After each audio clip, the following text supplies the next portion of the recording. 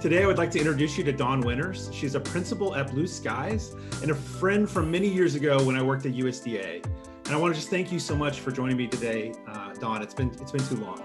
It has been way too long. For those who don't know you, tell us a bit about who you are, where you're from, and what you do. Yeah. So obviously, my name is Dawn Winters. I was born and raised in Pittsburgh, Pennsylvania. I attended undergraduate school at Penn State, and I graduated and moved down here right before I even actually went through my walkthrough. I came to the Washington, D.C. area because I followed a boyfriend and two other friends that said, we all have to get jobs in D.C. They're hiring. It's a great place to be. And I'd only been here one other time and didn't even really know what the heck I was walking myself into. My undergraduate degree was in health policy administration. So I knew I had started off in nursing. And so I had figured my first job, I actually worked for a group of plastic surgeons and, did all of the coordination work for the chief of plastic surgery at Fairfax Hospital. So that was my first job. And, kind of thought that I was going to be in the medical business. My parents paid all that money for that education. I thought that's what I was going to do. But what had happened was once I got down here, the guy I was dating at the time, he's got a job working for Booz Allen, and he ended up getting a clearance and all of that crazy stuff. And I learned the word government contractor. I didn't know what that was. And, I was seeing the money, making more money. And I thought to myself, maybe this isn't for me, this medical field. So I found a headhunter and he placed me with a company called GRCI, which was later bought by AT&T. And I worked for a gentleman who was my mentor for 7 years. His name was Chili Williams. His real formal name is Claudel. But Chili was actually Air Force. And at the time he worked during his entire career, he worked for the NRO. And I had no idea what any of that was, the National Reconnaissance Office. And I was hired as his admin and I was put into a skiff. What the hell is a skiff? And basically thrown into national security program stuff. Briefed and educated. A whole new education, came to me. And he really mentored me, and as far as personally and professionally, helped guide my career into something and gave me a purpose because I didn't know really what I was bringing to the table other than like my ability to type fast and organize well. And, I was pretty smart and I like to tackle problems, and that was definitely, and I was the kind of person that was like, give me that, I'll do that. But what that did for me is it actually launched me into my IT career. Unknowingly, I started doing training. We were actually, my boss, Chili, was recruited by another company. At the time, they were called Autometric, and they had a major security violation, and Chili's expertise and his knowing of everything NRO, they had breached something with the NRO. So they hired him, and he said, I'm bringing my staff with me. It's like, you're bringing me, you bring my team. So he brought me and two others with him, and we helped develop an entire security program for Autometric. And one of the things that I was charged with was retraining everybody on national security, everything, how to handle classified information, how to do your job in a classified environment, what are the rules, what are the regulations, those kinds of things. And this is like circa 1998 now. And the internet was everything. And old school PowerPoint presentations and handing out, paper was starting to get old.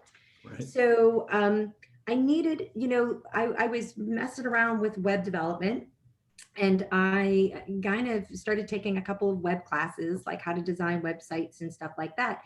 my only biggest challenge is how do I, publish this information to everybody in a classified environment. And at that time, obviously, it was standalone networks and things of that nature. So I had to work with the IT folks on how to build a network that I could host my website, my training site on. And that was the first time I really knew that like this was like where I wanted to be. Like I knew that, I can't believe I'm going to say it, but I was really enjoying all the networking stuff. And I also did enjoy the web development stuff, but the coding wasn't definitely my forte, especially because it went beyond HTML. I started doing cold fusion development, and then it was it was .NET, it was ASP, and it was changing so fast. I was like having a hard enough time keeping up. And I was a manager. I had been promoted, so I had a team. So the hands-on work was really starting to kind of me to just sit there and program and develop websites. That creativity side just really wasn't my forte. So I realized also through that I was good at managing people and managing programs and projects. And that company that we went to go help was then later bought by Boeing. And Boeing then offered the ability for us to go back to school 100% paid. And I decided to go and get my master's degree in project management because that's ultimately what I was doing. I was leading multiple projects. I was 28 years old and I was already a manager of a few people in a now large company, and opportunities started to open, and the doors were just opening up for me at Boeing. And, I just knew that I'd found something that I was really passionate about. Then it was time to part ways with Chili. I'd spent 7 years with him. And then in 2003, I went to a company they were called Planet Gov, later became Aptus.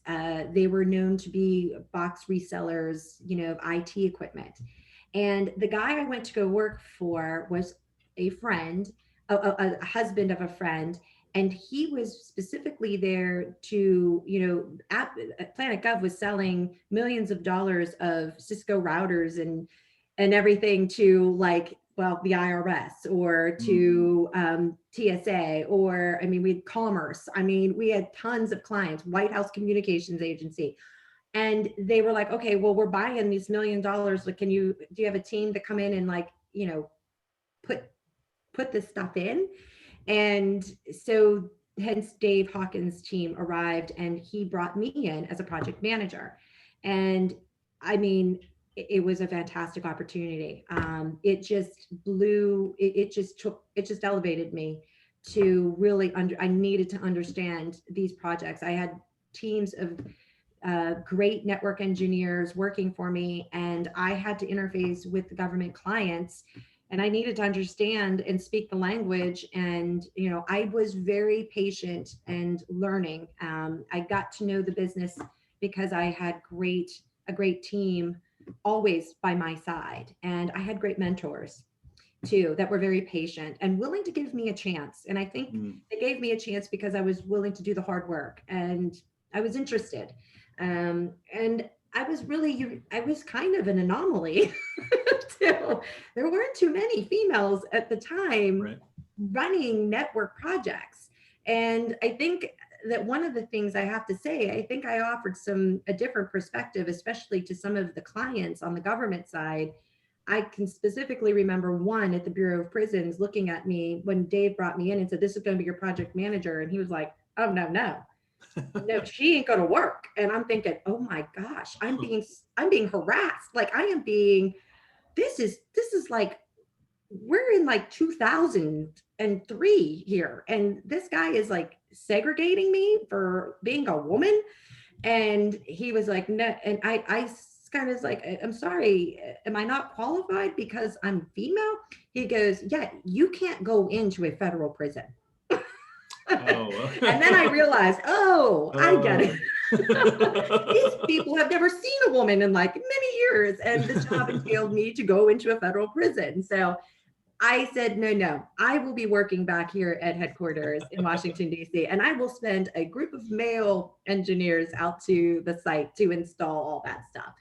So those projects were just amazing challenges. And I got to do a lot of really amazing implementations, network implementations, for lots of interesting customers, all, and, to include, I did some major work out at theater and in Afghanistan. And, so like I went from this little web development world with Right. like a little background in networking to like deploying a major network out in theater and into Afghanistan and doing some really amazing stuff within a 4-year period of time. Wow.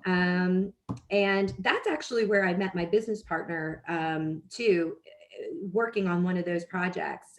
He was working for another company and he was the prime and he was borrowing. We were a subcontractor to him and we were doing the network converged. This is the time when the Department of Commerce went all IP. And Dustin's company at the time won the big contract and dropped all of the new IP phones, did reconfigure the entire network. And we were a subcontractor to them. And my exposure to Dustin was just faint. I mean, his name came up in a conversation. I never had gotten a chance to meet him. And then it was time for me to move. I mean, my leadership was, growing and changing. And I didn't job hunt. I didn't job jump a lot. I knew that it was time, but I always knew wherever I was, it was time to take another challenge. I had also just I was just at the brink of finishing up my master's degree, and I had my PMP certification too. So I knew it was time to go. And that's when I ended up with a company called DKW Communications. That's where Dustin and I met again. And he hired me, unbeknownst to me. He remembered my name. I kind of was like, your name sounds familiar, but I can't correlate it. And he hired me to run a huge spay war contract. And I'm like, spay war? Like, I only work in the federal, like, I mean, I was somewhat familiar with them, but I mean, I knew they were the Navy's engineering group, but I'd never done work with the Navy. And it was awesome. And all of the work, it was fascinating work because we were working on task orders that were supporting legacy communication systems, things that were built back in like the 60s, like the early 60s, maybe even earlier than that. I know that there was only like 1 or 2 parts left. And we had one guy on our team who was at the time like 78 years old, and things were breaking down and he was back in a storage room still finding little bits and pieces and parts to, send off to ships for comms. And so there was a lot of really fun stuff on that particular contract, because it was a combination of network and software development. And so it brought me back to both sides of the house. And then I came to meet you, Jeremy, at USDA. And that was at the time, 8A, we were an 8A, DKW was an 8A. And I think that you guys gave us a chance to fix, a problem that you guys had. It was a big had, problem, that's major true. problem in the Food Safety Inspection Services group. And it was a great project. And management of that team overnight, make things happen. I think it was a contract that we took from SAIC. They had it and screwed it up. And we came in and I think, our team did a good job pulling it together, and stayed with that company for a few years. And again, it was time. Dustin and I decided, he became my mentor basically at that point. So I went from having chili, for 7 years on my own for a little bit, but Dave Hawkins served as a great mentor for like 3-4 years. I was with Aptis, or Planet Gov Aptis, and then landed with Dustin. And, just always follow, you can see the evolution of things changing. We were witnessing standalone networking, and now it's just a commodity. We remember the first cloud word, and getting network service from a cloud and talking about it. I remember being in briefings and thinking like, what? we sold, selling software as a service and selling all that stuff as a service. I continued on taking certifications in a lot of different things so that I could stay abreast on everything. But I would say from 2012 to present today, my career has really evolved and taken such a different tune. I think I spent the first 10 years of my career kind of just being hands-on and working the work. And the last 10 years of my career, I have been in the business of doing business with the government. It be, the Department of Defense or in a federal civilian agency, and becoming extremely knowledgeable of the way that the government acquires services. And that's something that you just, you either learn it or you don't, and a lot of folks that aren't centered Washingtonians, this is kind of our livelihood and this is what we are here for. You go to other places in the world or in the United States where there's no big government presence or anything. They hear the word government contractor, they're not necessarily sure what you're talking about. They don't even probably understand the necessary process of how a government agency acquires, services from the outside. Everybody knows about FBO or whatever the case may be, but they don't teach this stuff. Well, they didn't back in college when I was going to school. And, you kind of have to learn by going through the process and understanding the different types of socioeconomic, classes of companies and how to go after business. Once you develop, it became more of just, like I said, being the doer to now looking at being a part of a company organization at a senior level, like as an ops manager, as a director level, and figuring out how am I going to grow my business and how am I going to, develop a capability for this company that's an 8A that basically, can go in and get anything they want, but we got to be strategic and smart about this and make good decisions and go after things that give us something for the long-term goal. And so that's how Dustin thought. And he taught me to think that way. And we spent probably from 2013 to today, 2013 to 2018, so 5 years, helping companies grow in some form or fashion through, strategic thinking of what vehicles they need to get to what, and what business they want to be in. We've ended up with some people who originally wanted to start, they hired us because we had DoD experience, and then we get in there and they're like, you know what, that's not my forte. I don't think I want to do business in the DoD. Okay. But to help companies strategize. And from 2016 to present, another turn of events kind of really shaped where I am today. And that is the business of other transaction authorities, the OTAs.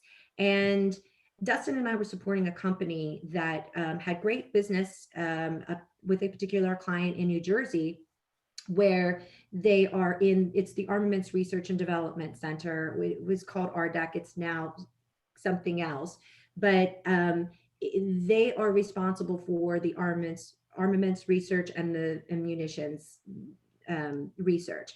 So, in order to research something, the best way to come up with something fast is to build like a prototype, to build something to prove out, like, well, can you give us a prototype of that bullet, or could you build us like that widget so that we can see if that widget will work? And it frees up that process of acquiring through some big, long, got to be out on the, the RFP's got to be out on the street for 3 months. And then, it makes things fast, as that was the purpose of it. And OTAs, for who in your group are not familiar with it, they really formed back, NASA started them back in like 1958 to get to the moon, because they knew that they needed to develop things fast, and they could not go through the normal government, process for acquiring services and products. So they came up with the OTAs, and so they've resurged. And 2016, don't quote me on this, but like there was only a handful of them out there. And now there's like 33 of them, if not more. And a lot of the government agencies are, have the authority to use them, specifically in the DoD. And, they're there to get us back up to par. The Air Force, the Navy, the Marine Corps, the Coast Guard, a lot of agencies are using them to get back to the technology, back into being on the forefront of some technology breakthroughs. And I, had done that. Dustin and I had been together, and in 2018, we decided that it was time to kind of go out on our own. And it was specifically because the OTAs afforded two people the ability. We formed a small company. We could go after work without having actually any experience. As long as we could prove and put together a white paper that had a solution that somebody liked, we could get that work. And we've made lots of friends through the years. Dustin and I always say we collect misfit toys. We have been doing this business for so long that you go to these trade shows and you go to these conferences and you meet really cool people and with really neat technology or a product that's really unique. And not OTAs are not necessarily interested in one product, but they want to see how you can take that product and maybe bend the rules, mold it to fit their need. I mean, the government's always looking for something to fit their specific need. So we decided to do it with the OTAs in our back pocket. Like, we got that. Like, we'll get a contract or whatever. It just happened to be that we did get our 7 people because we do good business development. We do develop good relationships that allowed us to bring in some services, some folks that could support a client and provide them engineering services. So we are Blue Skies is a small business. We are not economically disadvantaged. We are not woman owned, and we're not veteran owned. Dustin and I are 50-50 partners because we've grown up together. We've been together now 15 years. And, we're just kind of like, for us in the armaments and munitions business and the side of DoD, there's not too much that we can get with as an STVOSB or as a woman owned. And, we really want to become a solution thought engineering company. And our technology base would be predominantly around munitions and armament systems and platforms. And, we're willing to go beyond the Army on that. Like, we're looking with Navy, and we're very interested in Dahlgren, and we are very interested in the R&D side of the Department of Defense to catch up. I mean, I think for a long time, and when you're in this space, you can see that there are definitely areas where we have neglected. We've just not put money into certain things, and we have to think about defense differently, and we have to think about our, how the United States protects itself and differently, and how we outfit our soldiers, how we send platoons out there. Everything is evolving and changing, and one of the big things, it's not just hardware that we work on, but it's not just the bullet. My guys engineer and design bullets and production lines for bullet systems. And we have a couple of guys that have they are sought after for their knowledge in the ability for producibility. They know how a manufacturing line works. And that is very important to the US military and to the Army when they're manufacturing a bullet. How do we keep production lines going? How we keep inventory and so forth. So I got producibility expertise and understanding, but I think it's also about, the networking and the engineer and the IT focus is still, we're not just holding a gun and pointing at an object anymore. We actually have guns that are communicating to the soldier and to another platform that gives that soldier much better information than just visually seeing it or whatever the case may be. So there is fire control systems that are now, there's so much technology and a network that components, that are necessary. So there's software development and there are electronic components that are so critical to the success of those platforms and those armaments working, to protect our soldiers. So that's the space that we're most interested in. And we can see, Dustin and I have talked about this, that our careers have really, it's funny. We were writing our capability statement not too long ago, and Dustin's like, do you know that we have worked for, between you and I, every federal agency that's out there except HUD. Oh, that's fun. Wow. We've never done any work for HUD, but combined, we have really, and I'm 48, 47. And, to say that my career started off in, working for a plastic surgeon, who is a fantastic plastic surgeon, by the way, I'm in this business of armaments and ammunition and, future R&D and technology, that will hopefully bridge gaps right now for our soldiers. And, you never want to go to war and you never want to use that stuff, but, also that technology has advanced us in so many other ways. We take that idea and we're like, whoa, how can we use that commercially? Or that commercial idea, bring that, and that's what the OTs do, is it can bring that commercial technology into this space for the Department of Defense, or, again, the things that come out of that R&D, are fascinating. We all know where Velcro came from, right? And the uses of that. So, so that's kind of where my career has gone. And I know I've probably long-winded. You probably need to ask me it's been questions. very interesting. So I'm gonna go back a little bit though, and to one of the points you made. It sounds like you would place a high value on finding a good mentor. I right now, I actually on Facebook with a couple of my friends from high school, and one of my girlfriend's sons is in ROTC and Army, and I see her post pictures about him and so forth. And any of my friends that have their kids serving today, I am like, I give them my number. I'm like, call me. And I don't know if I can be their mentor, but I want to talk to them. I want them to have the advice. I want them to recognize that it's important to, if you don't already have that, and a lot of folks in the military do get that. And I didn't serve. I'm a unique anomaly. My father, my uncles, my grandfather, everybody served.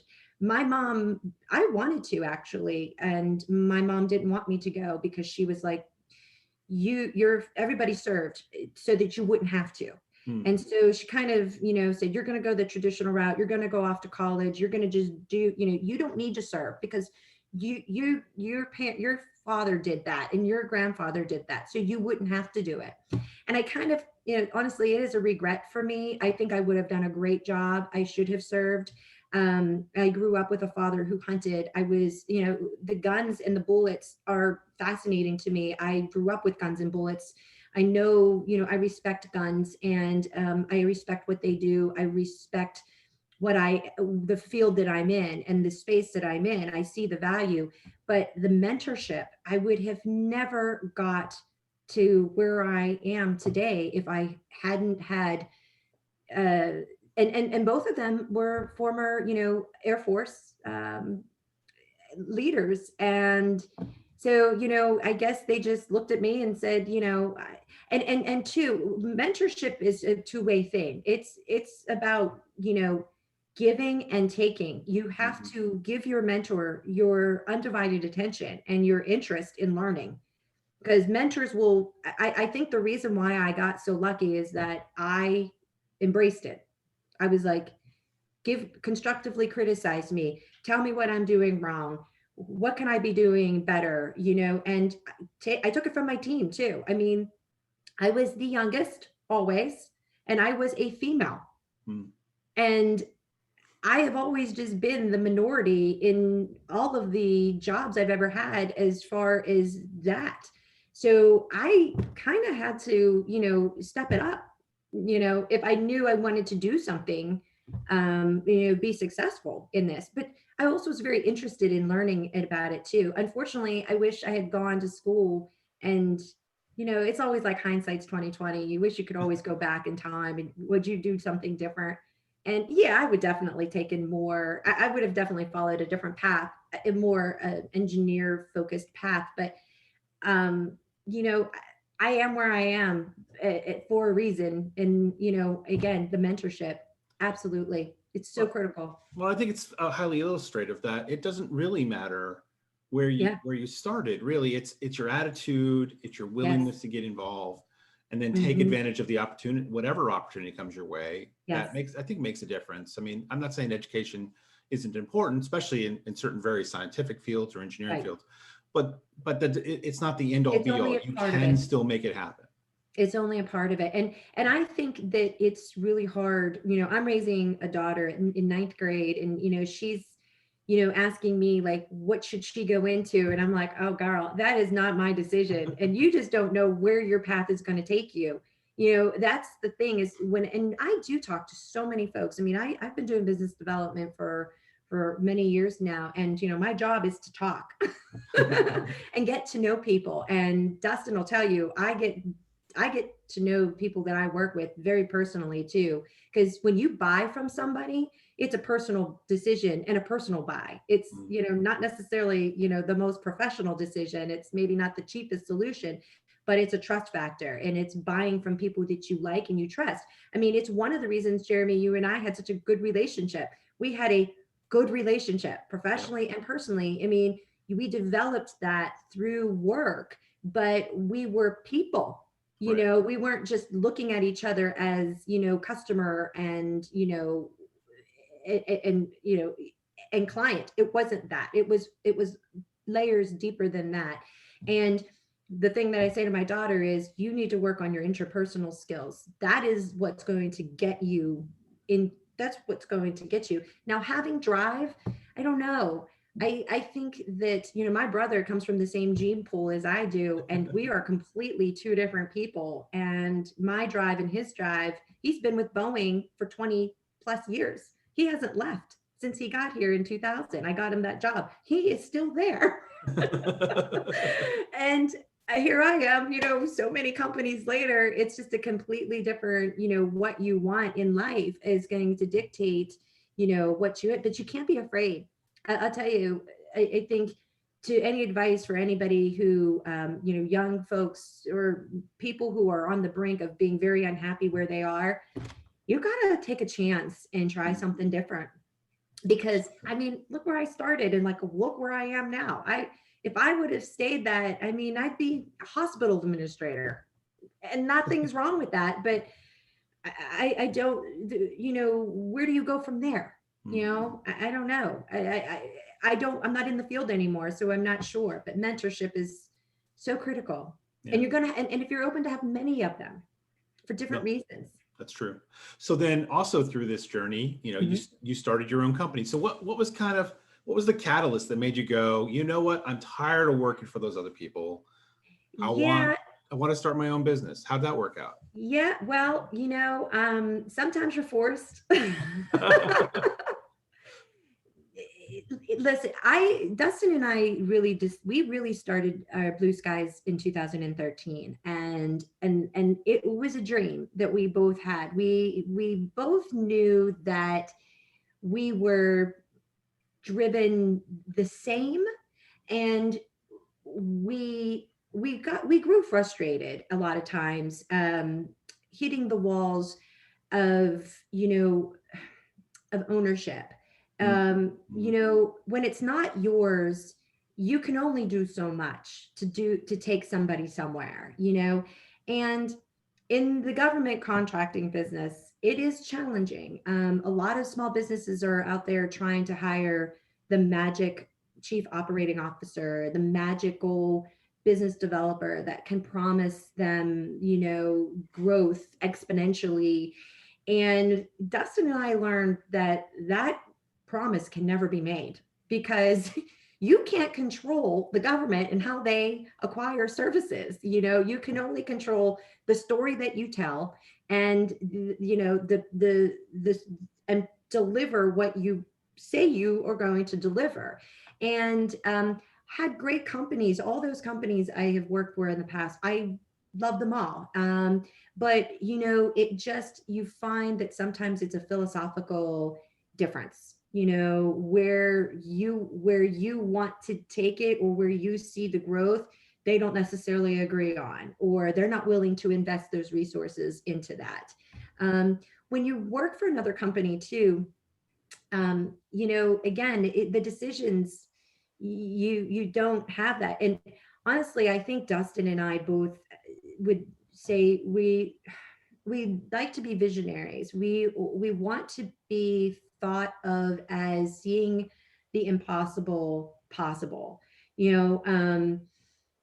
There's nothing that we feel you can't solve,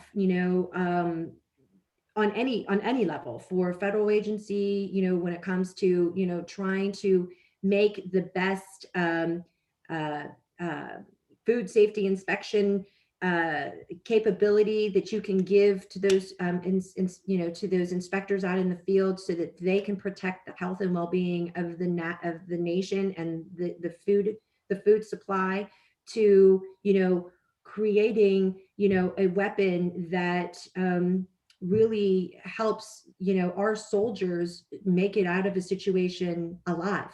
Mhm. And so, there are lots of problems to be solved. And, we believe that there are good people out there that, it's not about the money. And I think also when you get in this R&D side of things, you realize that you don't do it for the money. Well, I mean, there's great benefits to owning a company, but we only have 7 people. So we just started, we were in business. We went an entire year without a salary. Mhm. And that's a big sacrifice to 2 people who were the prime breadwinners of our households. And that sacrifice was worth it. And every employee that we have on our team now is like a blessing and a cherished person, because of what they bring to our customer and the value that they bring to our customer, but what they bring to Dustin and I, making our dreams come true. But we don't do it for the money. We do it, honestly, the drive for both of us is the sheer enjoyment of seeing progress and seeing, we want to see good decisions being made by the government. And, as taxpayers, we want to see the best in the hands of our soldiers. We want to see the best decisions being made with our money. I mean, we do know that projects fail, and failure doesn't mean failure. It can mean success, because sometimes you have to fail 3 or 4 times in order to figure out the problem, and that's okay. But you do want to be, I want to be a part of that. And I think, I couldn't serve my country as a soldier. This is kind of how I serve. I feel like it's a way that we're giving back. And, we're giving back not only because, we we're in this business, but, hopefully the company continues to grow, that we're giving back. We can take some of our profits and give them to charities that we really cherish. Wow. Well, that's a fantastic story. I'm very excited for you, Thank you. in this new world that you're in, and Great. as you continue to grow your company. So, but I Yeah. thank you so much for spending some time with me today, Don. Oh, it was great, Jeremy. And I really, we got to catch up after COVID and have, where did we go? Matchbox. That's right, Matchbox. We Yeah. got to go to Matchbox. Yeah. Get some That's good so fun. pizza. Matchbox has exploded. That's true. They're everywhere now. They are. Thank you for so much for having me, joining me Jeremy. today. Yeah, it's great. I look forward to catching up to you in person when we can. Oh, absolutely. Sounds good.